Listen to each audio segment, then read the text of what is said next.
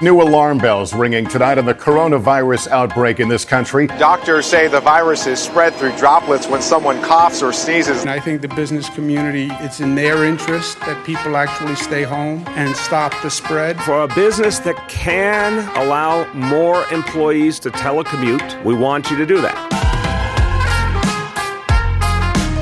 In these times, what does it mean to sell with purpose? How can you bring intention to every sales conversation, no matter what you're selling? What if success doesn't mean just one more closed sale, but one more life saved? Hi, friends. I'm Andy Paul, host of the Sales Enablement Podcast, and this is Selling with Purpose, a special 6-part series of inspiring conversations exploring what it means to sell with a mission greater than just hitting your numbers in the era of COVID-19 and beyond. Tune in to hear from world-class enterprise sales leaders and learn how their 6 companies will close $50 billion selling remotely. See how they've supported essential workers with the products and services they need to stay safe and thrive during this time of crisis. A special thank you to our guests and their incredible companies, Sodexo, Henry Schein, Gordon Food Services, NFP, Stanley Security, and CDK for allowing us to share their stories. All right, let's get into it. Patrick, welcome to the show. Thanks for having me, Andy. You're an experienced podcaster yourself, I understand, because you got an internal podcast that you use for your sales team. I don't know if I would describe it as experienced, but yes, we've started an internal podcast for our sales team about a month ago. So I'm getting more experienced, I guess you could say. Well, I think and so you started it in response to, I imagine, to the COVID crisis, so the people starting to work from home and so on. So what do you use your podcast for? Yeah, so it's interesting that our sales team challenged us with, at first we started a lot of webinars and updating them on, we're in the food service industry, so right. Selling to restaurants and such. And there's a lot of updates on supply chain products, regulations for our restaurants and sanitation, just so many things, because that industry was just hit real hard. So we had a lot to communicate to our sales team, and you know, the webinars were just too long. They weren't hitting them at the right time, and they wanted something that they could listen to at their own rate, at their own leisure when they wanted to. And so we just decided to try the podcast route, and the feedback has been great. We're like 80% of them of our salespeople are listening to them. So Perfect. we're gonna keep continuing it until they stop listening. How about that? Well, either that or keep going to get 100% compliance and everybody's listening to it, or make sure they all listen to this podcast. That'd be good too. So Gordon Food Service, you sell food and beverages to, everywhere, anybody that serves food, basically, right? So I imagine that when the shutdown started, it was a pretty dramatic change for you guys with restaurants, specifically restaurants, going to zero. Yeah, think about this, Andy, is we literally had our industry shut down overnight. And I know a lot of industries have felt the pain, but when restaurants were shut down and states started closing, that's it. That's all they had. They still could serve some to go and some takeout and delivery, but our business almost dropped. The food service industry dropped almost 50% overnight. Now, we do have a lot of business with healthcares and hospitals. So those elevated, those ramped up, but they got more difficult to deal with because of all regulations. And, you can't just walk in with a cart of food to a hospital anymore. So those got more complicated. Schools shut down as well. So our business literally fell over 50% overnight across the whole industry. So how big of a company is Gordon Food Service? We have we have about 1,000 sellers across the U.S. and probably another 300 or so from across the Canada. We do well over 10 billion in sales in North America. Wow. So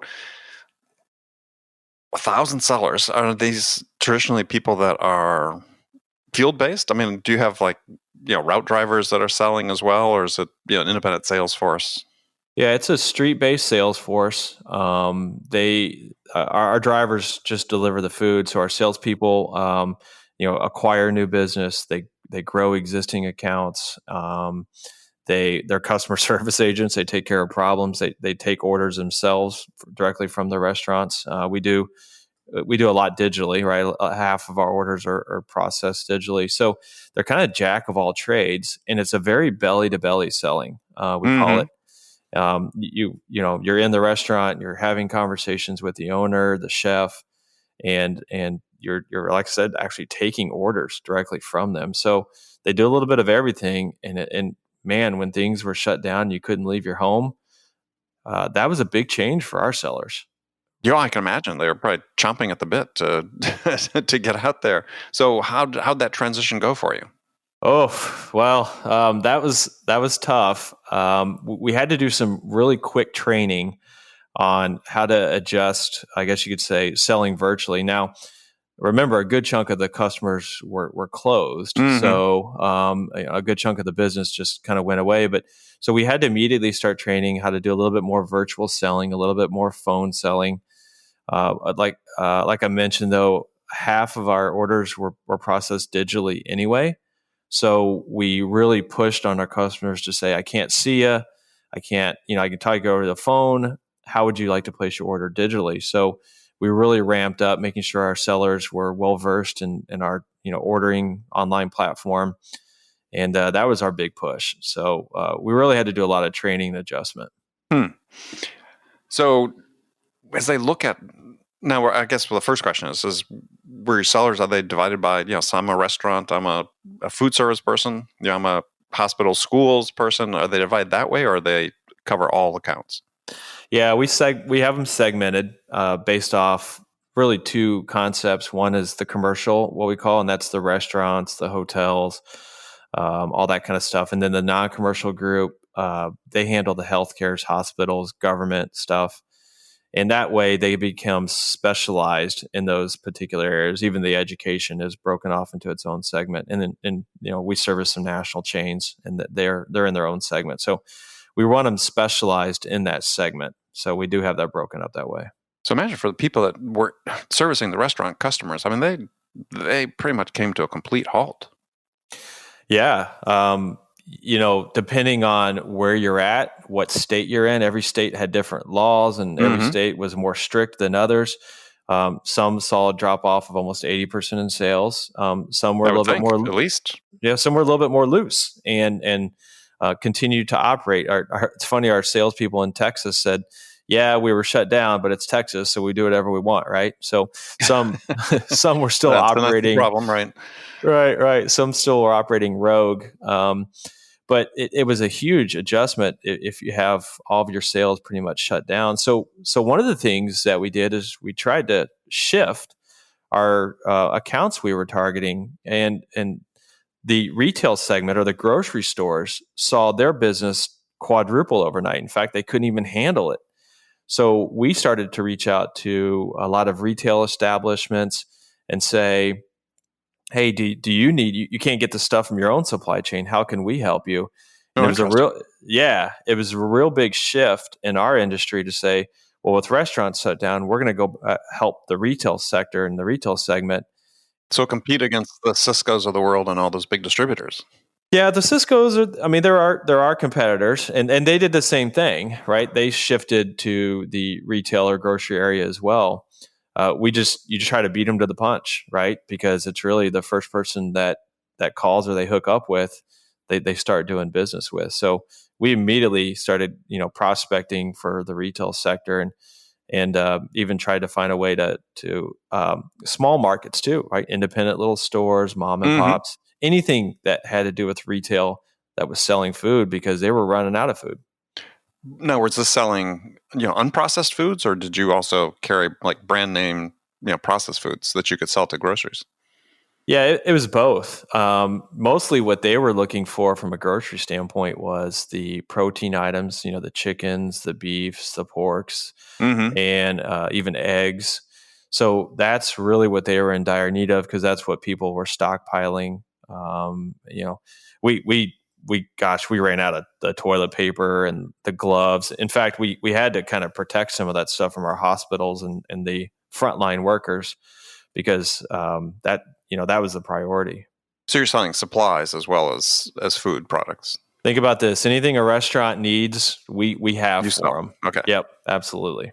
So as things start to open up now in certain states, well, all states, so in California, New York, we're starting to see some openings up and down the West Coast. So what are your people sort of doing now in terms of what's sort of the protocol to go out and visit a restaurant? I imagine that's sort of been mandated as well. Yeah, there's most of our restaurants obviously require you to wear a mask if you're to come in. So we're making sure we've got to make sure our sellers are well aware of the environment they're walking into. If they want to take your temperature, that gets a little dicey, right? So we got to just be mindful of that stuff. But our salespeople, if they want us to wear a mask when we walk in, then we should wear a mask, just like their employees do. And we're really trying to, more importantly, arm them with the right conversations they should be having with their customers, because consumer confidence is the number one thing right now that any restaurateur should be focused on. Is what does the customer perceive as a restaurant? Is it clean? Are the employees wearing masks and wearing gloves? You're going to make sure this place is ready to go before you go eat there. So we're making sure our sellers are having these conversations with our customers. Hey, do you have the right chemicals in place? Do you have masks? Do you have gloves? Do you have sanitation stations? And if not, we can help you with that. In fact, we can consult on that. I just want to make sure that you're ready to open and that you're going to not only survive, but thrive in this environment. Yeah, I was seeing something yesterday about online about this company in France, and I was thinking about this in the context of our conversation today. Was designing these sort of plexiglass surroundings for individual diners at a table that basically come down from the ceiling. So if you have 4 people at a table, 4 of these things would come down, and basically it's like you're in this little bubble, except for where your hands and plates sit in front of you. Yeah, we've been watching, what's happened in some of the Asian countries, post COVID, because you could say they're 10 to 12 weeks ahead of us in this environment. And what have their restaurants done? Because they could tell us a little bit of what ours are going to look like. And I've seen some where it's plexiglass everywhere. You're almost like in a fishbowl, sitting in and eating in a restaurant. And some restaurants requiring people to wear masks, and you can only take them off when you eat. So we're seeing all kinds of things from that, and we're just trying to figure out where it's going to land here in the U.S. But really, it's state by state, and we're just trying to make sure our sellers are informed of what the rules are in their state, so that they're well aware of it. Yeah, interesting sort of transition. So how do you as an organization? And I know you talked about pivoting to the grocery stores, but yeah, how do you keep people motivated? How do you keep morale high when there's nothing to sell? Oh boy, this is where I wish I had my magic wand. It's tough because when you lose, or when your sales are reduced half overnight, you really it hurts with that motivation factor. How do you keep your eyes on the prize? How do you keep pursuing new business, knowing that, oh my gosh, my sales have declined by half? So what we're just trying to get the sales team focused on is this idea that we're gonna come out of this. The restaurant industry is resilient. It's one of the largest economic factors in the country. Are you prepared for when it comes out of it? Because you can either go one way or the other. As if you're still making contacts with customers and working the retail sector, when things are going to all be said and done, you can increase your compensation and your commissions are going to be flourishing in this. Versus if you kind of sit down and put your head in your knees and say, "Woe is me," and this is not going to work, and we're never going to come back from it. You're not going to be in a position to grow on the other side of it. So we're really trying to make sure that our sales team is focused on the right accounts. In fact, we created a little thing for our sellers that defines what good looks like, and we're pulling out certain restaurants that are really going to be busy on the outcome of this. In fact, such as examples is their menu designed to go right? Can it be delivered by a DoorDash or something like that? Does it fit in a container and travel really well? Because restaurants, 30 to 40% of their sales after this is all said and done is still going to be done in delivery and takeout. So quick serve restaurants are really thriving during this time. How are we making sure that we're pursuing those? And buffets they're just getting hammered right now. Yeah, you could basically say that. I was in an area that has tons of buffets, a big touristy area, a couple of weekends ago, and literally there was 2 cars in these parking lots that hold thousands, right? Whereas the taco joint down the street that has, it's a shack, literally had a line around the door. So we're making sure our sellers are focused on the right accounts. We're calling it defining what good looks like, and making sure that they're spending the time with the right accounts, and they have prioritization in it because they're busy. They're going to be busy taking care of customers and getting people back reopened.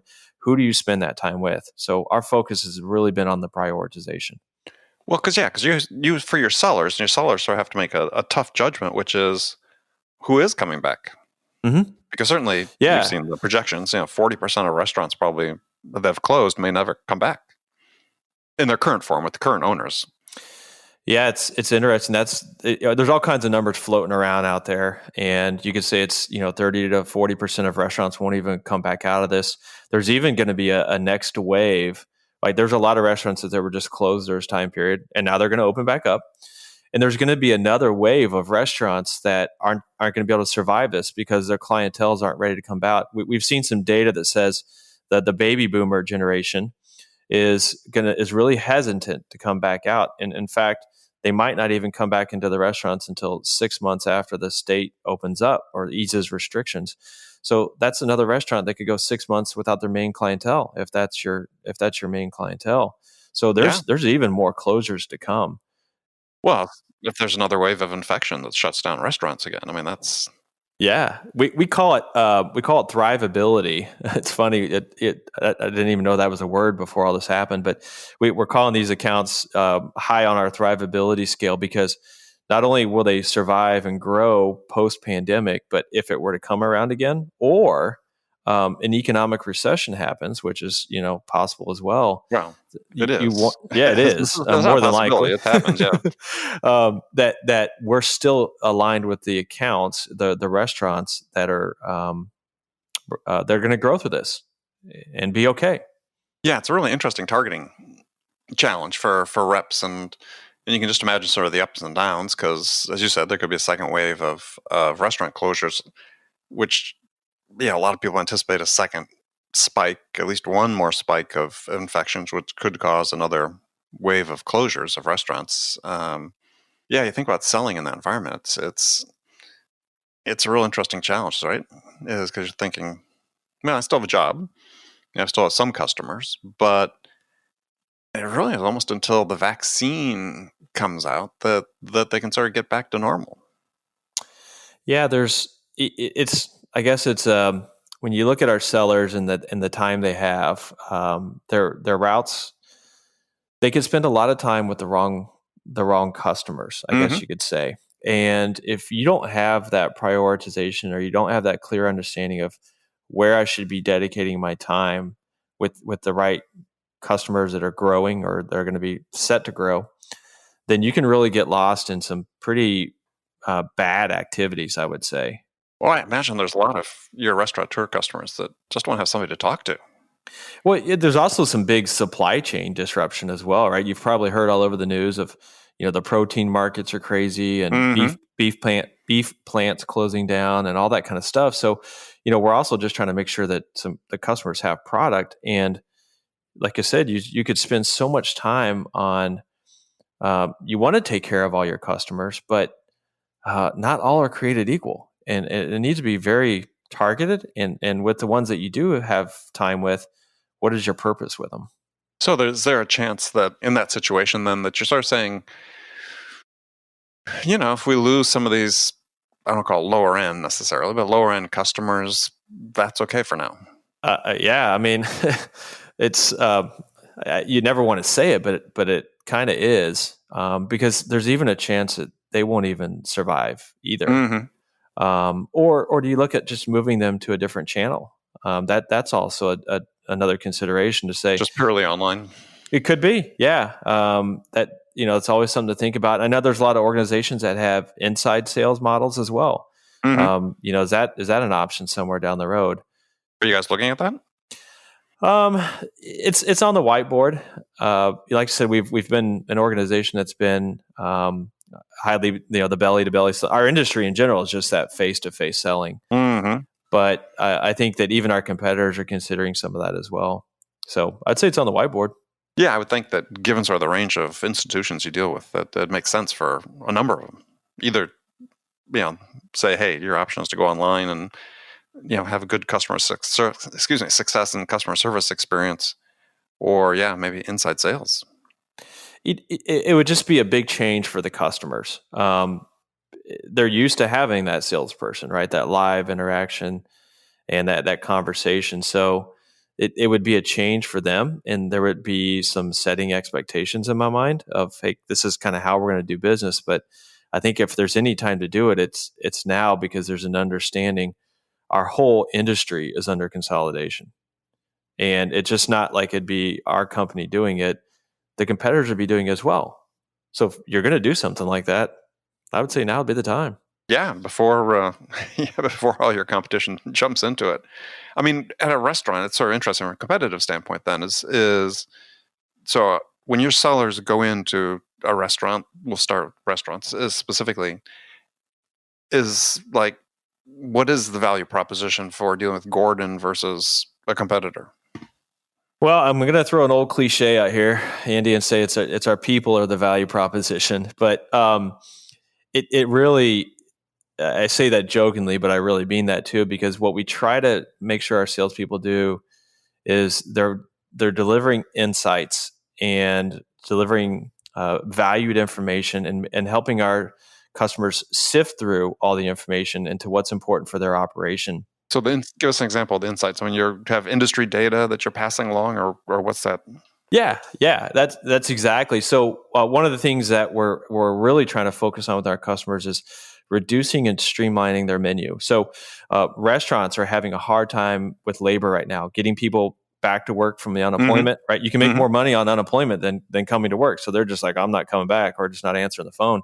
So they're really struggling from a labor standpoint. So what we're trying to talk to our customers about is you don't have a lot of people in the kitchen anymore. So you need to reduce your menu, the size of it, the number of products you service or offer, as well as you need to reduce the high labor intensive items, a lot of scratch from stuff. And can we help you with some of those products that reduce that scratch, right? Pre-cooked items, pre-breaded items, stuff like that you don't have to create a soup base that's already a base that we have. We don't have to make it from scratch. So we're really trying to have that conversation with customers. And that's one of our biggest insights is let us help you with that, because your world isn't what it was, versus just coming in and saying, what do you need this week? Yeah, I imagine those conversations, haven't happened, or it didn't start happening just because of the COVID crisis. So you can see across the board, if you're trying to keep your costs in line, some of those things are pretty important. Yeah, I mean, it wasn't having a streamlined menu, having we call it a portable menu, right? It travels really well in the container, doesn't get soggy. Like that just wasn't that big of a deal pre-pandemic. It was a nice to have. Delivery wasn't that big of an outlet for our customers. They did maybe 10% of their sales were takeout. Well, now all of a sudden that is completely changed. And if your products don't travel well in a container, or it's not fit to go, or you don't have a delivery partner, you're out in the cold. Yeah. No one likes the the soggy entree when it shows up. Right. It's French fries is one of those things. It's we tell customers all the time that French fries just aren't going to travel well. So use a thicker potato wedge. The thicker the item, the more it holds its crispiness. So there you go. The little nugget of information for you. Well, also, it seems like you have to have like vent holes in the container, right? I don't know how that works with the sanitation, but right, it's you put French fries in a takeaway container, you're basically steaming them for the duration of the delivery.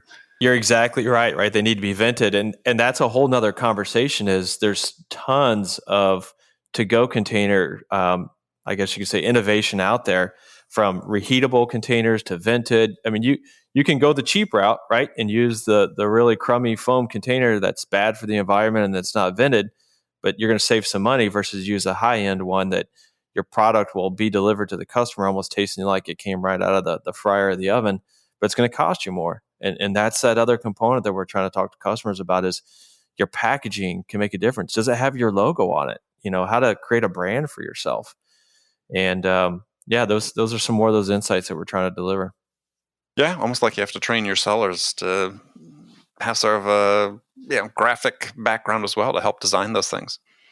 Yeah, or just, I've seen customers as simple as just making a stamp and stamping your logo on a paper bag, right? That's better than a plain brown paper bag.